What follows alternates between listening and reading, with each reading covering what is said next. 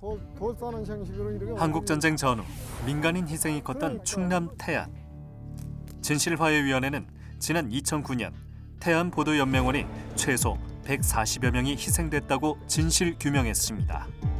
또한 한국전쟁 당시 인민군 점령 시절 인민군 등 적대 세력에 의해 450여 명이 이후 부역 혐의로 1865명이 희생됐다고 진실 규명했습니다. 돌은 한데 요 정도 되겠네요. 이 웅덩이가 이런 데가 웅덩웅덩. 보복적 학살이 굉장히 컸고 그래서 규모가 컸던 거예요. 당시 섬으로 이루어진 태안에서 왜 이렇게 많은 학살이 일어났을까? 충청남도 북서쪽에 있는 태안군. 2개의 읍과 6개의 면으로 구성되어 있는데요. 동쪽을 제외하고 3면이 모두 바다로 둘러싸인 반도입니다. 태안은 해안선의 길이가 약 560km로 충청남도 전체 해안선 길이의 45%를 차지합니다. 또한 사계절 내내 축제를 즐길 수 있는 유명 관광지 중 한 곳입니다. 태안의 대표적인 관광 명소인 안흥항. 해마다 봄이면 쭈꾸미 축제가 열려 관광객으로 북적이지만 요즘 코로나19로 인해 한적하기만 합니다. 70여 년 전인 1950년 7월 12일 태안 경찰들은 맹렬히 남하하는 인민군을 피해 황급히 남쪽을 향해 떠났는데요. 진실화해의 보고서에 따르면 이곳에 오기 이틀 전 수십 명의 태안 지역 보도 연맹원들을 총살했습니다.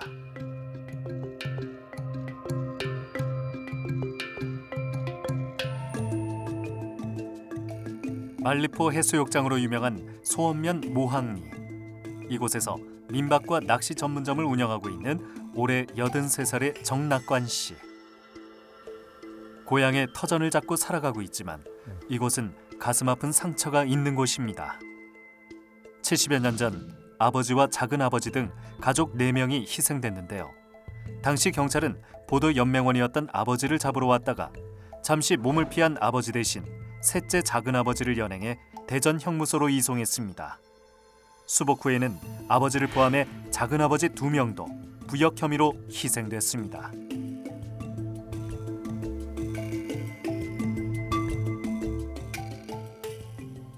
큰아버지 셋째 분이 보도연맹에 붙잡혀갖고 그래가지고 이제 대전 가서 죽었는데 찾지도 못했어요. 시신도 못 찾고. 그러고 나서 수복되면서 아버지하고 삼촌들 다 같이 그러다 학살시켰지. 당시 12살이었던 낙관 씨와 어머니도 경찰의 눈을 피해 다녔는데요. 일가족 모두 몰살당할 위기에서 간신히 살아났습니다. 어머니도 붙잡아갖고 끌고 가다가 내가 무슨 죄 있느냐고 우리 어머니께서 내가 무슨 죄 있어서 나 죽이려고 그러냐고 하니까는 딴 사람이 막 칼 갖고 달려들어 포성줄 잘라서 집에 가라고 해갖고 살았어요. 그래서 어머니하고 늘 살려줬지. 그때 당시 겪었던 일들을 생각하면 아직도 몸에 소름이 돋고 공포감이 밀려옵니다. 이야기만 나오면 아주 하도 어렸을 때 너무 크게 자극을 받아서 몸이 떨리고 말도 안 나오는데요. 세월이 이렇게 많이 흘렀는데도요? 예, 지금도 그렇습니다.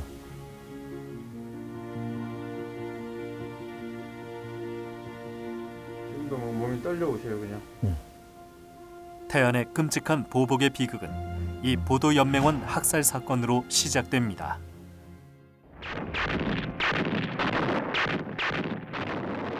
전쟁 발발 직후인 1950년 6월 25일 내무부 치안국장은 전국 각도의 경찰국장에게 전원 통신문을 내려보냈습니다. 그 내용은 전국 요시찰인 단속 및 전국 형무소 경비의 건. 요시찰 제도란 일제강점기 일본 경찰이 독립군들을 감시하기 위해 만든 관행으로 해방 후 우리 경찰이 그대로 승계됐는데요. 말 그대로 요주의 임무를 감시하는 제도로 보도연맹원은 요시철 대상으로 예비 검속됐습니다. 전쟁 초기 보도연맹원 예비 검속을 담당했던 경찰. 이후 계엄령이 선포되어 계엄군의 주도로 군과 경찰이 합동해 예비 검속을 진행했습니다. 진실화해위는 태안 지역 대부분은 경찰이 전담했을 것으로 판단했는데요. 태안은 각 지소에서 보도연맹원을 연행해 태안경찰서에 보냈고, 일부는 당시 대전 형무소로, 일부는 이곳 사기실제에서 집단 학살했습니다.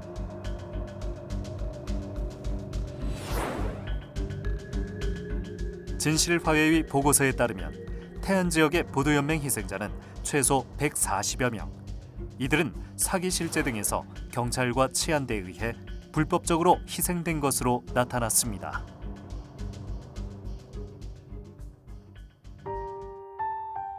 보도연맹원 희생사건이 있은 지 얼마 후 인민군 점령기에 들어간 태안. 이때 면서기와 전직 경찰 등 공무원 경력이 있는 사람, 그리고 지역 유지, 대한청년단 등 많은 사람들이 곳곳에서 희생됐는데요. 진실화해위 서산 지역 적대 세력에 의한 희생사건 보고서에 따르면 서산 태안 지역에서 희생된 사람은 450여 명. 이들 중 신원이 확인된 희생자는 171명. 진실화해위는 이 사건의 가해 주체를 인민군과 지방좌익 그리고 일부 보도연맹원 유가족 등으로 판단했습니다. 한편 적대 세력에게 희생된 유가족들은 수복 후 면 단위에서 진행된 부역 혐의자의 처형 여부를 결정하는 분류위원으로 참여하게 되는데요.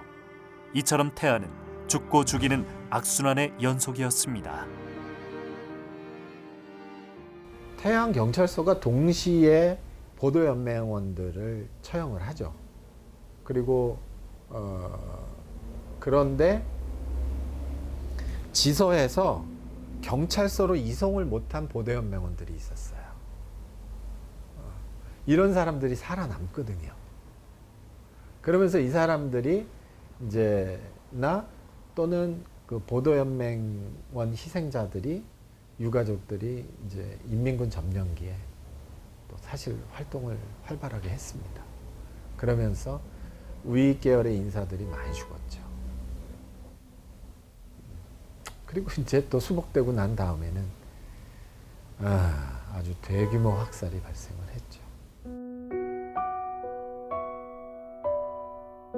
태안군 태안읍에 살고 있는 박민교 씨. 슬하에 있는 자녀들을 다 출가시키고 고향에 내려와 편안한 노후를 보내고 있습니다. 아들만 둘 낳아가지고 큰아들이 아들 하나 그리고 딸 하나, 작은 아들은 딸만 둘 낳았어요. 5살의 어린 나이에 아버지를 여인 그는 손주들 사진을 볼 때마다 더욱 아버지 생각이 납니다.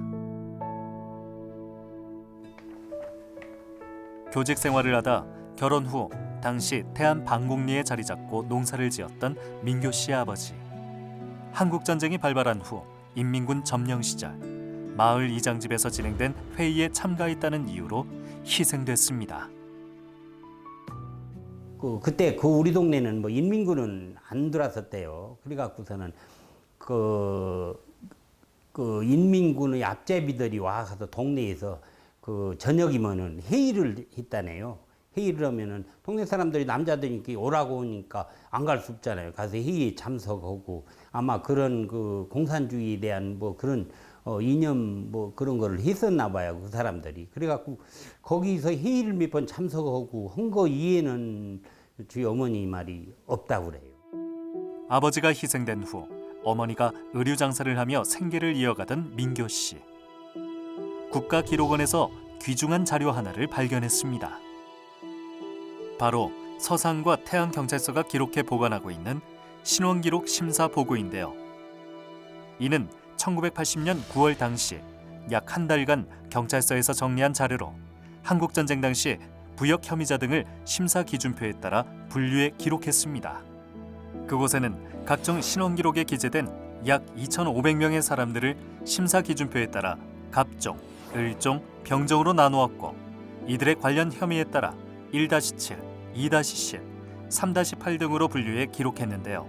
이 중 부역 혐의 등으로 처형된 사람들은 1-7, 3-8에 해당되는 사람들이었습니다. 당시 태안은 서산군에 포함돼 있어 서산과 함께 통계를 보니 1-7, 3-8 등의 코드로 1,785명이 한국전쟁 당시 부역 혐의로 처형됐는데요. 하지만 진실화해위원회는 1980년 정리 이전 각종 신원 관련 문서에는 이보다 훨씬 많은 사람들이 기록돼 있을 것으로 추정했습니다. 굉장히 조직적이었어요. 그러니까 각 면에 분류심사위원들이 존재했어요. 그러니까 그 분류심사위원은 첫 번째 면장, 지서장, 그 다음에 인민군 점령기 희생자 유족, 그 다음에 대한청년단, 이런 사람들이에요. 그러니까 특히 이제 희생자 유족들이 그걸 주도를 했거든요. 그래서 보복적 학살이 굉장히 컸고, 그래서 규모가 컸던 거예요. 신원기록 심사 보고에 따라 분류 기준 1-7로 희생이 확인된 민교 씨 아버지. 몇 년 전 돌아가신 어머니는 그런 상황에 대해 영상으로 증언을 남겼습니다.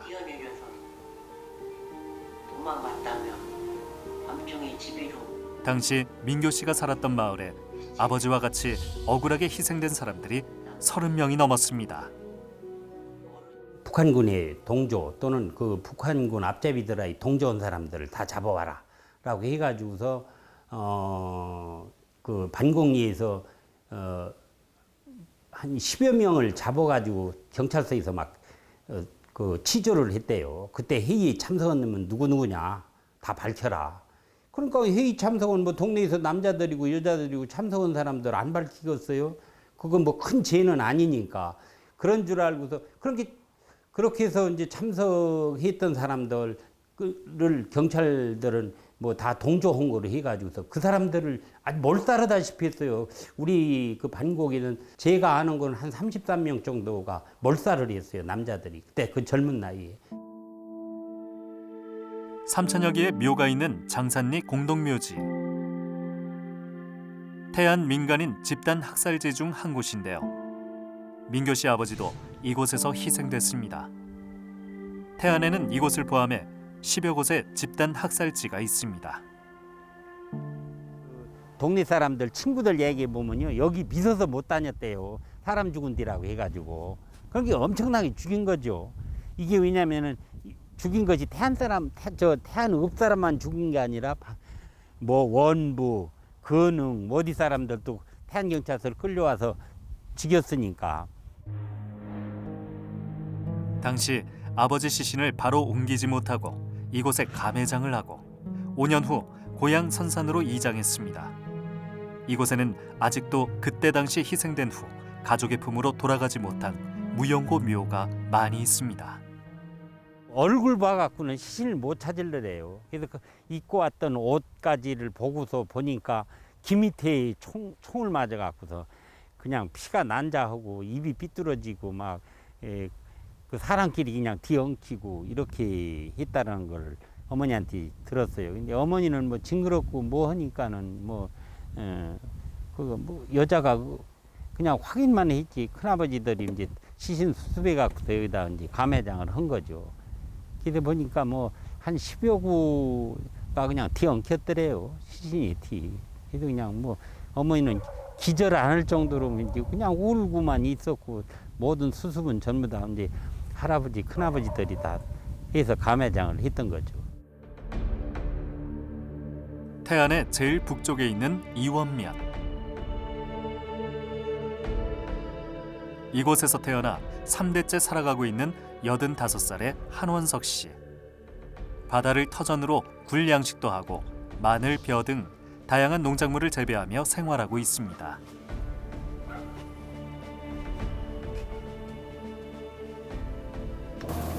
(70여 년) 전 원석 씨는 이 마을에서 8식구가 오손도손 살았는데요.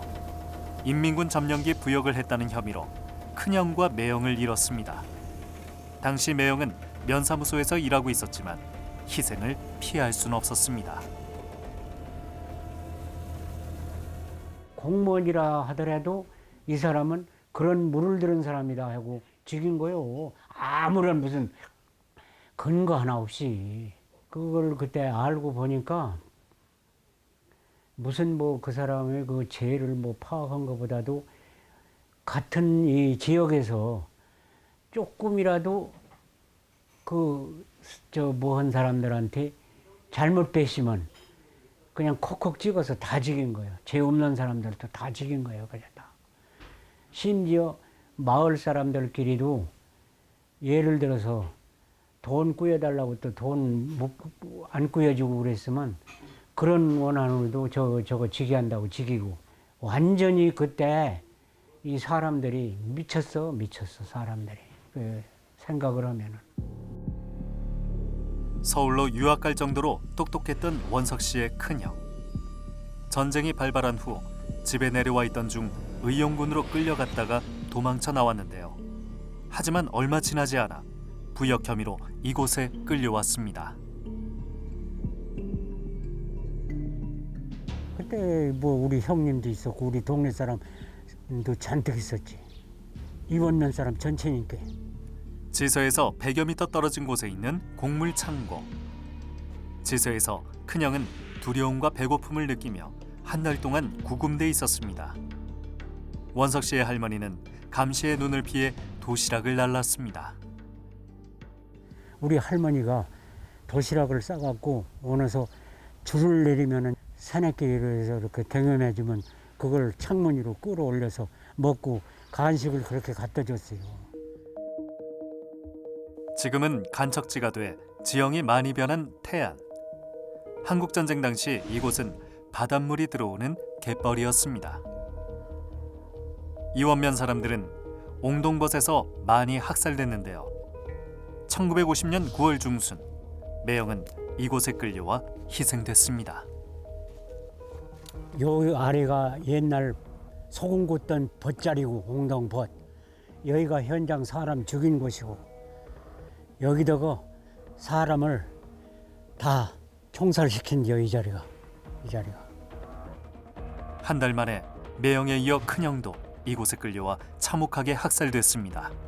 그때 학살된 사람은 20여 명.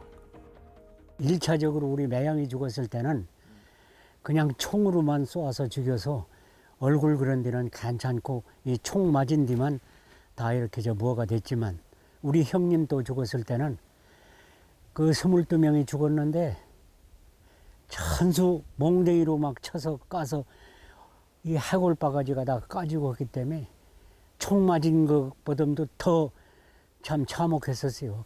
알아보질 못할 정도로. 그런 거 죽음을 당했다고. 그게 무슨 참 철천지 원소인지 그렇게 다들 죽였더라고요.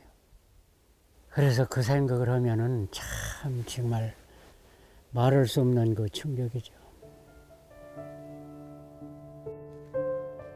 원석 씨 역시 경찰에 끌려가 곤욕을 치른 적이 있습니다. 이리 오라고 하더라고 경찰이 무조건 어떤 경찰이. 그래서 왜 그러느냐고 그러니까 너 이리 와. 왜요 그러니까 넌 오늘 죽여야 되겠어 그러더라고.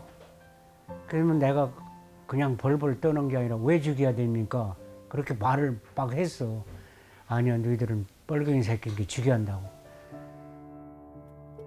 경찰은 원석 씨를 산 위로 끌고 가 목숨을 위협하다가 희생 직전 풀어줬습니다. 뒤로 돌아서 무릎 꿇어. 떨어져 저 산이만 쳐다보고 무릎 꿇었어. 아무 소리 못하고 너는 무릎 꿇고 앉았는데 이 총을 저 실탄 제약하는 소리 찰칵찰칵 소리가 나. 그래서 아 이제는 죽었구나. 그런데 그때 당시에는 그런 독이 올라갔고 죽는 게 그렇게 무섭지도 않더라고요. 어린 마음이라도. 이제나 쏠라나 저제나 쏠라나 무릎 꿇고 앉았지. 근데 한참 있더니 내려와 그러더라고. 이렇게 들어다 보니까 너희들 오늘 다행히 너희들 오늘 죽이려고 했었는데 그냥 가. 이게 너희들 재수 좋아. 되도록 가. 그래서 그때 죽이면 뭐 그런 뭐 누가 사람 죽였다고 무슨 조사하는 것도 아니오. 맨 쏘아 죽일 때요 그때. 우리를 그저 쏘아 죽였으면 죽은 거지 항의 한마디 못 할 때요. 그도. 태안군 근흥면 사람들도 70여 년 전 많이 희생됐습니다. 근흥면에는 안흥지소와 근흥출장소가 있었는데요. 근흥면은 1950년 10월 8일부터 1951년 일사후퇴 직전까지 안흥항과 용신리 질목 등에서 근흥지서 소속 경찰과 해군에 의해 80명이 희생됐습니다. 당시 근흥면 청년단장이었던 용찬 씨 아버지. 면사무소 근처에서 인민군 만세를 불러 옥살이를 했는데요.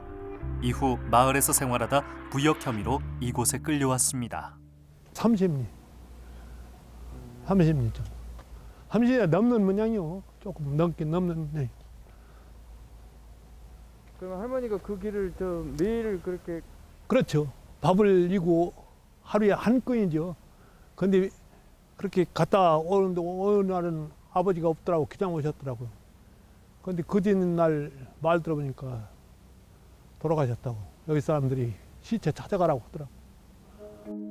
끝인 사업에서 그러니까 바닷물에 들어왔다. 20일 동안 구금돼 있던 아버지는 10월 25일 안흥항 바닷가 절벽에서 총살됐습니다.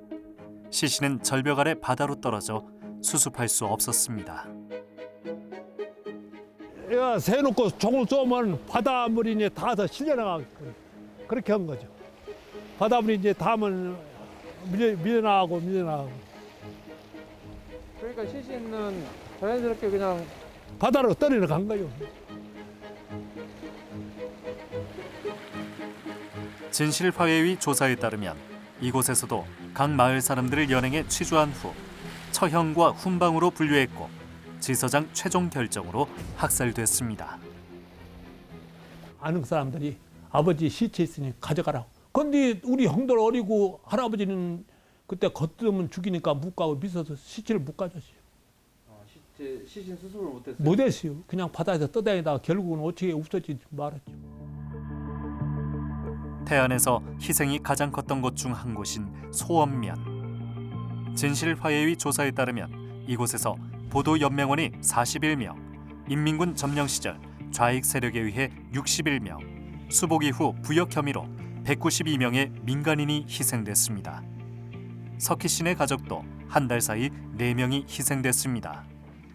저희 집안의 명단을 보니까 보도연맹원이 2분이 계세요. 그래서 저희 집이 제일 큰 집이거든요.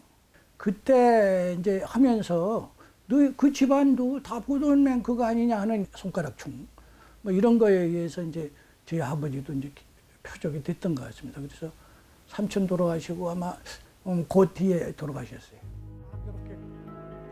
태안의 보도연맹 학살 여파로 희생된 석희 씨의 삼촌. 18살 어린 나이에 부역 혐의로 신덕리 해안에서 경찰에 의해 총살됐습니다. 삼촌이 양력으로 오면 한 10월 6일 정도 되고요. 일주일 뒤 석희 씨 아버지도 똑같이 소원지서에 구금된 후 신덕리 해안으로 끌려가 희생됐습니다. 아들 둘을 잃은 할머니는 이를 항해하러 구금 장소에 갔다가 구타를 당해 돌아가셨는데요. 그로부터 일주일 후 할아버지마저 부역 혐의로 희생됐습니다. 한 달 사이에 가족들이 잇따라 희생된 후 고향을 등진 채 살아갈 수밖에 없었던 석희 씨. 탄소를 또 못 쓰잖아요. 뭐 어떤 일정한 장리 기간을 설정해서 하는 것도 아니고 막 몰래 그것도 하면 이 빨갱이들이 무슨 장리냐 호화스럽게. 그러니까 어디다가 애장처럼 이렇게 잘 표시를 안 나게 어디에다 나중에라도 모으면은 나라가 조용해지면은 뭐 해야 된다고 그냥 서로 다르게 삼촌 묘소가 다르고 어머니 묘소가 다르고 할머니 묘소가 다 달랐어요. 할아버지 묘소 4분이 다 달랐습니다. 어디다 그냥 펴는 데다가 표시만 뭐 돌 하나 놓고 또 어떤 거 나무 하나 막 꽂아놓고 이런 식으로 이제 했다고 그럽니다. 소원면 사람들은 대부분 소원지서 옆 곡물 창고 등에 구금됐다가 신덕리 해안, 심옥리 장제 금광굴, 모항리 만리포 등에서 희생됐는데요. 주민 간의 갈등과 보복심이 증폭된 상황에서 좌익 세력에 의한 희생자 유가족 등이 부역자 처리 과정에 개입하면서 피해 양상과 규모가 더욱 커졌습니다. 70년 전 어머니와 누나, 큰형과 작은형 등 5식구가 함께 살았던 만호 씨네 가족. 전쟁이 발발하고 어머니 누나와 외갓집으로 피난을 가다가 마을 고개에서 경찰과 치안대에 붙잡혔습니다. 한 밤중 냈는데 또 큰형하고 작은형이 거기로 왔어요. 잡혀가지고. 거기서 5식구 만나게 됐고, 그때는 뭐 저녁이 돼도 뭐 밥도 그때는 안 주는 거고, 무조건 그냥 잡아다 가두기만 하지 밥이라는 걸 안 주거든요. 굶고 그러고선 날 새니까 너네들 어리니까 집에 가. 그래가지고 나하고 누나하고 둘이는 집으로 가라고 해서 돌아왔어요. 다음 날 다시 마을 초등학교 창고로 끌려온 만호 씨와 누나. 그곳에는 전날 밤 잡혀온 두 형은 보이지 않고 어머니를 포함해 동네 아주머니들과 어른 30여 명이 구금돼 있었습니다. 이들은 모두 인민군 점령기 방공호를 파는데 동원된 사람들로 11월 1일 모항리 말리포 사구로 이송돼 희생됐습니다. 만호 씨와 누나는 이송 직전 마을 주민의 도움으로 죽음을 모면했는데요. 하지만 어머니와 마을 주민 27명은 말리포 사구 움푹한 구덩이에서 집단 학살됐습니다. 시신 여기저기에는 총상이 나 있었고 얼굴과 온몸이 대창이 찔려 형체를 알아보기 힘들 정도였습니다. 경찰들하고 그 치안대가 있어가지고 시체를 찾아도 이게 우리 엄마 뭐 울기도 못하고 큰 소리 내지도 못한 거예요. 겨우겨우 그냥 시체만 찾아가지고 질질 끌어다가 감에 잡은 거예요. 삭 가지고 와서 그냥 많이 파지도 못하고 웬만큼 파고서 그냥 죽음도 뭐 형편없는 거죠. 뭐. 말리포 해안가 주변. 세월이 흘러 모습이 많이 변했지만 당시의 참혹한 기억이 아직도 생생합니다.